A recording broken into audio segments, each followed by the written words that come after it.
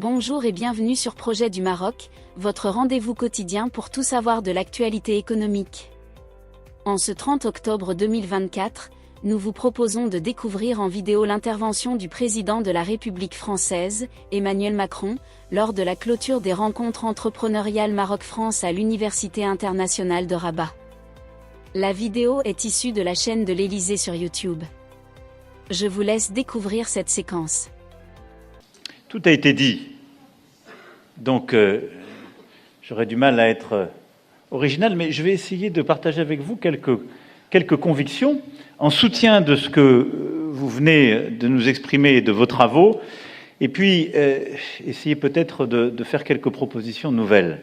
D'abord, je veux vous dire que ma présence ici parmi vous a pour but de vous témoigner de la reconnaissance et de l'espoir. Reconnaissance dans l'énergie qui est celle des forces vives de la relation bilatérale et des femmes et des hommes qui la font vivre au quotidien, en formant, en investissant, en entreprenant, et littéralement parler en prenant des risques pour inventer, croître. Et une source d'espoir parce que je pense que cette reconnaissance étant apportée, on peut faire beaucoup plus. Et c'est le sens même de ce partenariat renouvelé qu'avec Sa Majesté le roi Mohamed VI, nous avons voulu. Nous l'avons concocté ces dernières années, ces derniers mois tout particulièrement, et le document, vous l'avez évoqué, que nous avons signé hier, va nous permettre d'ouvrir un livre nouveau de la relation, je l'évoquais ce matin, au moins pour les 25 années qui viennent.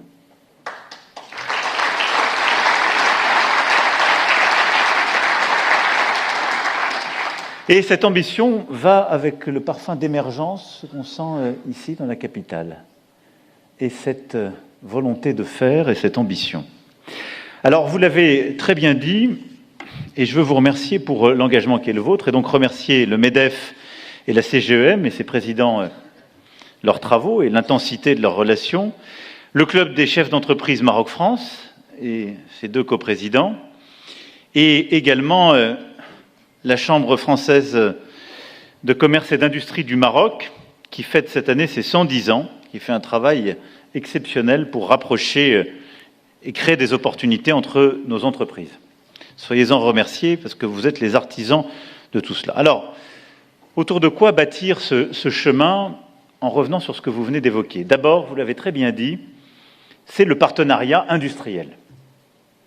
Ce fameux « Made with Morocco », et si j'ai bien compris, made and conceived with Morocco maintenant.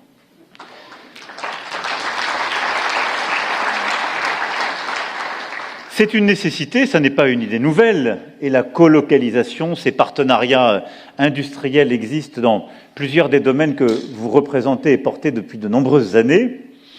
Mais je crois que ça, en tout cas aujourd'hui, cela recouvre peut-être une réalité et une nécessité encore plus importante. On sait ces dernières années que nous avons eu besoin de développer de la colocalisation pour faire face au sujet de coûts de main-d'œuvre. On sait aussi que des filières industrielles propres, en raison de l'expertise des personnes et des défis du Maroc, se sont ici développées. Mais nous avions sans doute tous collectivement sous-estimé à quel point la fracturation du monde allait imposer de bâtir des partenariats nouveaux et de construire un espace où les chaînes de valeur allaient devoir être beaucoup plus intégrées. Il y a ici des grands acteurs du commerce mondial, et je ne saurais les décourager, ils sont aussi notre fierté. Mais force est de constater que ces dernières années, nous avons à l'œuvre une forme de re-régionalisation. On voit aussi que des tarifs sont en train de se mettre en place, et que la Chine d'un côté, les États-Unis d'Amérique de l'autre, développe une stratégie qui, pour les Européens en tout cas, doit être regardée de près, et conduit à reconsidérer beaucoup de nos chaînes de valeur. La France et le Maroc, et au-delà de ça, l'Union européenne et l'Afrique, ont à concevoir un avenir ensemble dans cet espace. Je vous le dis avec la plus grande des convictions.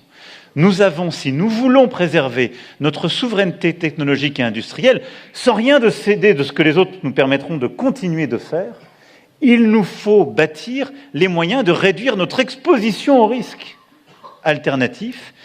Et donc, oui, concevoir, produire davantage entre le Maroc et la France, entre l'Afrique et l'Europe. C'est une nécessité d'aujourd'hui et je crois que tout la rendra encore plus évidente demain. Et donc, vous l'avez compris, je crois très profondément que, par africain, rôle que le Maroc joue tout particulièrement, eh bien, il nous faudra dans l'avenir continuer de faire davantage ensemble et de développer justement l'intégration de nos chaînes de valeur et cette force de l'intégration technologique et industrielle. Le deuxième axe, c'est celui de la souveraineté alimentaire. Vous l'avez également parfaitement dit, c'est un secteur d'activité pour nous très important. Notre agriculture, notre agroalimentaire, c'est un secteur en France qui exporte et qui est une très grande fierté. Et c'est la même chose chez vous. Mais nous avons ensemble beaucoup à construire. Et nous avons à le construire pour d'abord préserver notre souveraineté alimentaire et renforcer la souveraineté alimentaire et la décarbonation de celle-ci, vous l'avez dit à l'instant, sur le continent africain. L'OCP joue un rôle évidemment structurant à cet égard, mais nous voulons faire ensemble. Et les feuilles de route, les accords signés hier, à ce titre, sont éloquents, qui d'ailleurs nous incitent à travailler davantage sur la décarbonation de ces filières. Nous avons décidé, il y a maintenant un peu plus de 4 ans, de renforcer la souveraineté protéinique de la France et de l'Europe. Parce que nous avions historiquement, depuis les années 60, une très grande dépendance en la matière. Cette souveraineté, c'est une stratégie productive européenne, mais c'est aussi un partenariat entre nos deux continents. Au-delà de cela, nous savons que le défi de l'alimentation, et de l'alimentation de qualité, je parle sous le contrôle de plusieurs experts dans cette salle, nécessite de continuer à nourrir et à bien nourrir. Nos modèles sont décisifs et nous avons une très grande force. Je parlais de l'agroalimentaire, je pourrais parler de la filière céréalière, de ce que notre élevage produit. Vous avez aussi une très grande force dans le maraîchage tout particulièrement, mais nous avons encore davantage à faire si nous voulons précisément rendre l'agriculture en Afrique plus productive et décarbonée. L'expérience que nous venons de vivre avec la guerre en Ukraine et les conséquences des sanctions sur beaucoup de filières, justement, d'engrais et les dépendances à l'égard de la Russie et de certains intrants, montrent que si nous voulons une vraie souveraineté alimentaire, en France comme au Maroc, en Europe comme en Afrique, il nous faut renforcer en la matière le partenariat. Il est absolument déterminant et je me félicite que le travail entre l'OCP, l'AFD et BPI France, avec aussi des projets très innovants, permette d'aller de l'avant. Le troisième champ, c'est celui de la transition écologique et énergétique. Là aussi, vous venez de témoigner de l'ambition que vous portez quant à ces défis. Et je crois qu'en la matière, nous avons, et les accords signés d'ailleurs le montrent, énormément à faire. En matière écologique, parce que le Maroc est porteur d'une stratégie inédite en termes d'adaptation, et en particulier en termes de modèle hydrique et d'irrigation. Les autoroutes de l'eau d'une part et les grands projets urbains de dessalement sont deux révolutions à l'œuvre pour permettre et à l'agriculture et à la population d'accéder à l'eau potable et à l'irrigation.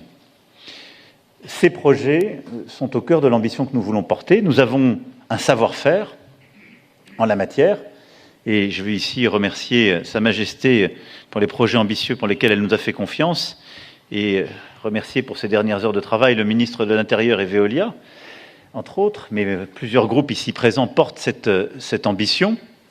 Et nous voulons être véritablement des partenaires de cette ambition en termes justement d'eau, d'irrigation, d'adaptation du modèle.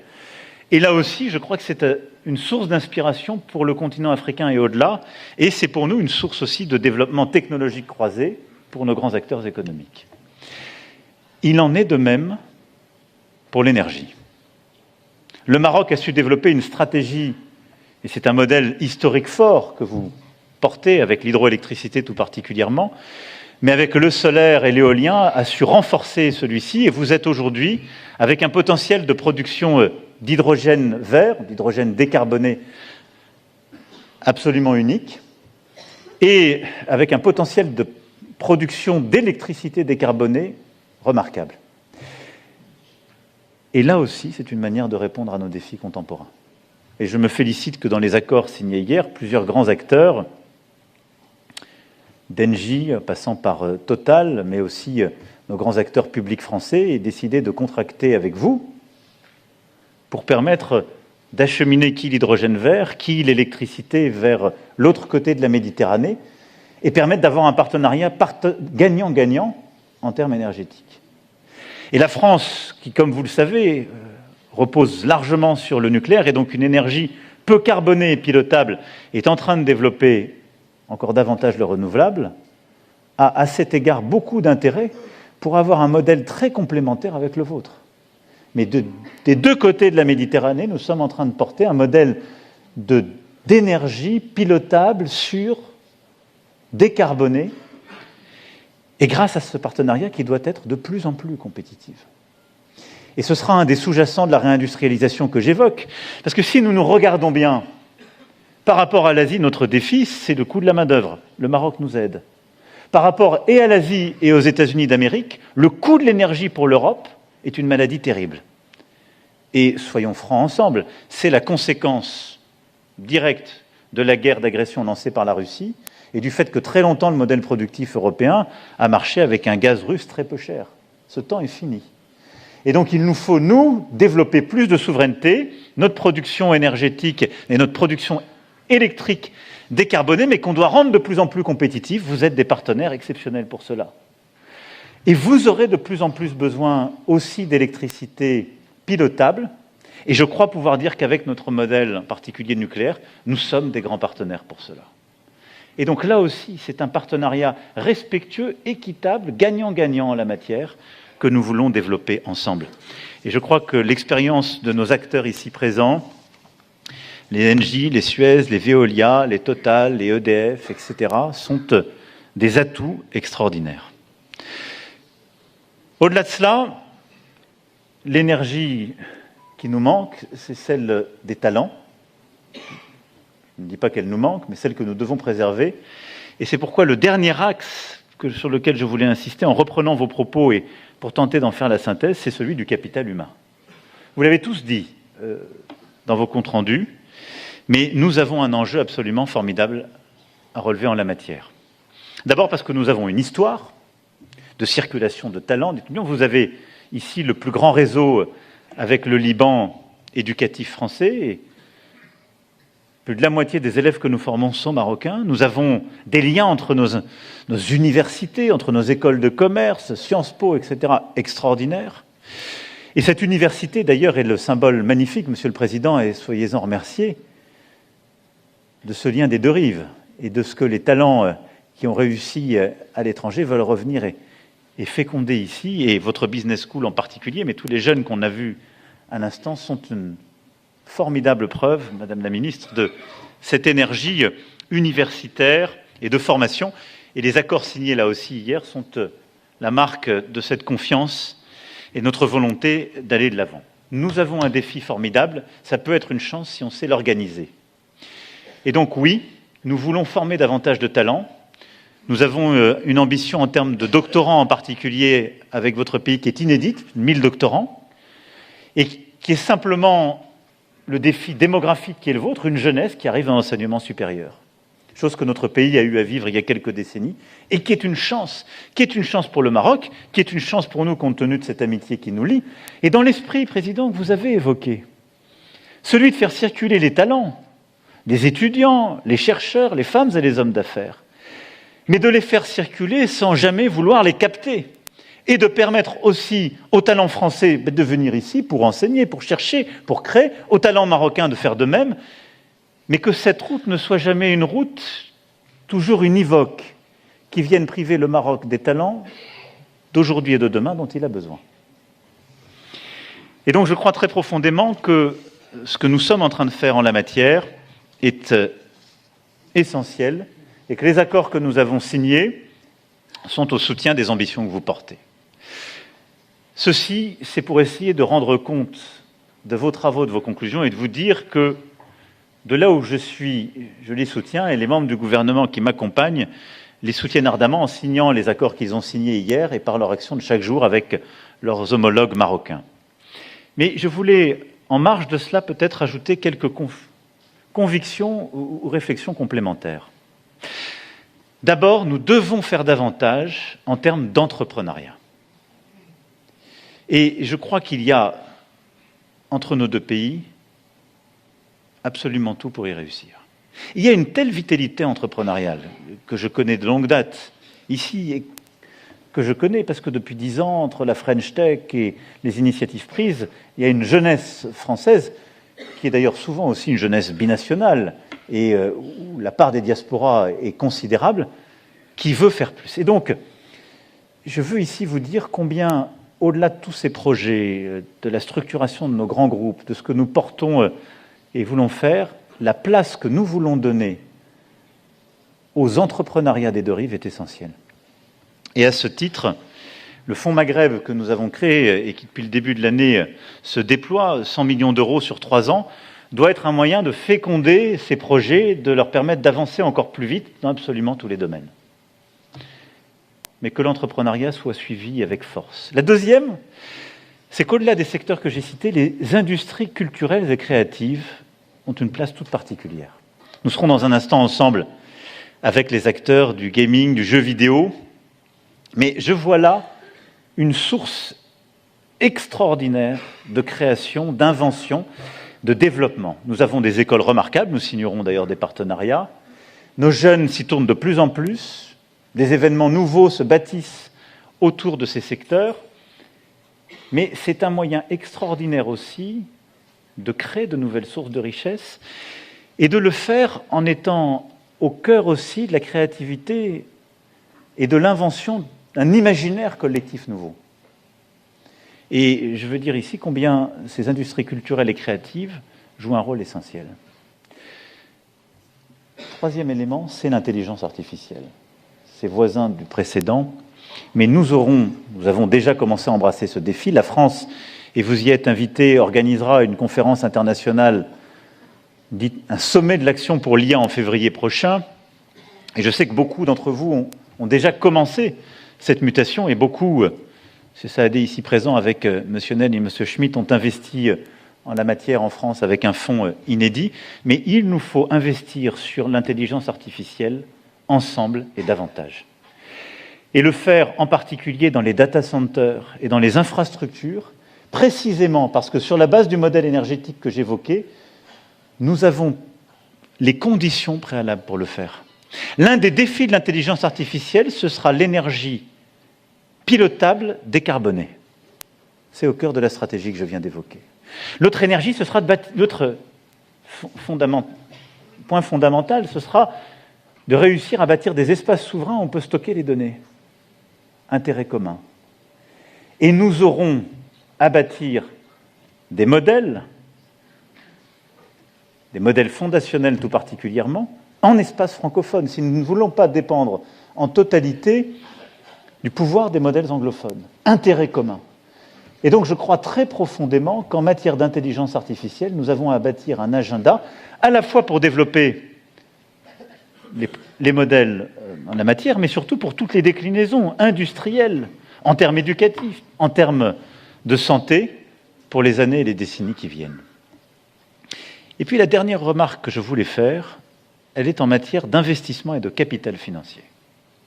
Les entreprises que vous êtes, évidemment, le déploient. Je parlais du rôle de Bpifrance et de l'AFD qui continuera son investissement. Le Maroc est ce premier client. Imaginez, pour notre agence française de développement. Et elle continuera de le faire, y compris, je l'ai dit très clairement ce matin, avec les entreprises françaises au Sahara occidental. Parce que c'est un point important et je voulais clarifier les choses en termes juridiques suite aux décisions.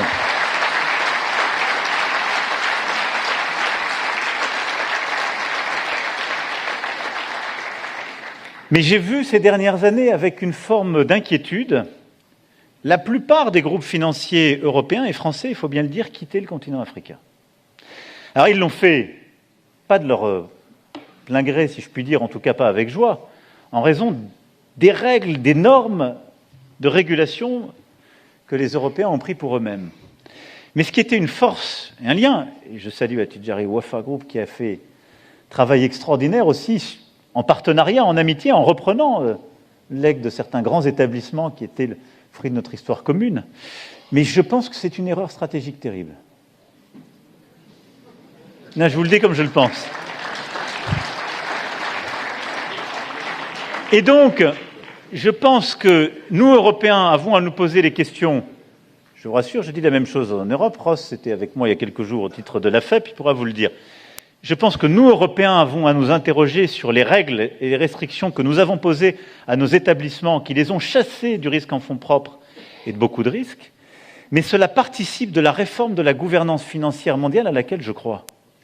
Nous avons aujourd'hui une finance internationale, publique et privée, qui ne correspond plus aux défis qui sont les nôtres. Et donc, nous avons autour de la table des structures, le FMI et la Banque mondiale, qui ont été conçues à une époque où la plupart des pays du Sud n'avaient pas d'existence juridique et n'étaient pas autour de la table. Et donc, cette gouvernance est biaisée. Elle n'est pas respectueuse de l'ordre international contemporain. Elle a des règles qui sont par trop restrictives des défis qui sont les nôtres.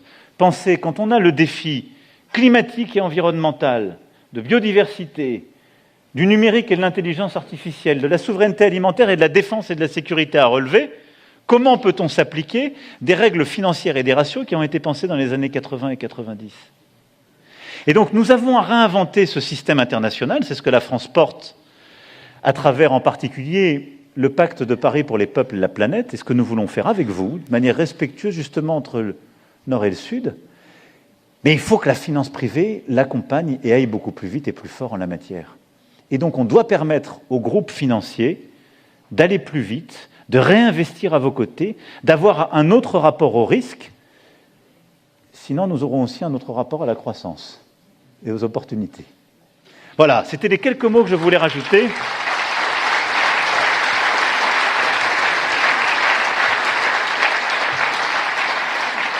En tout cas, mesdames et messieurs, je veux vous remercier d'être là si nombreux, de faire vivre la relation. Et je veux vous dire avec beaucoup de conviction, aussi d'émotion, parce que ce voyage me touche beaucoup, très profondément et intimement.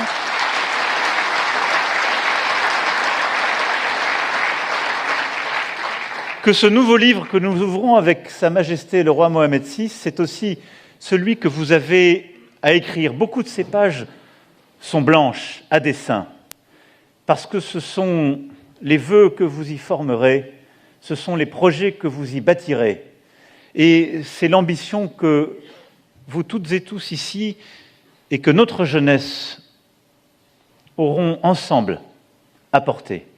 Alors vive le Maroc, vive la France et vive l'amitié entre la France et le Maroc.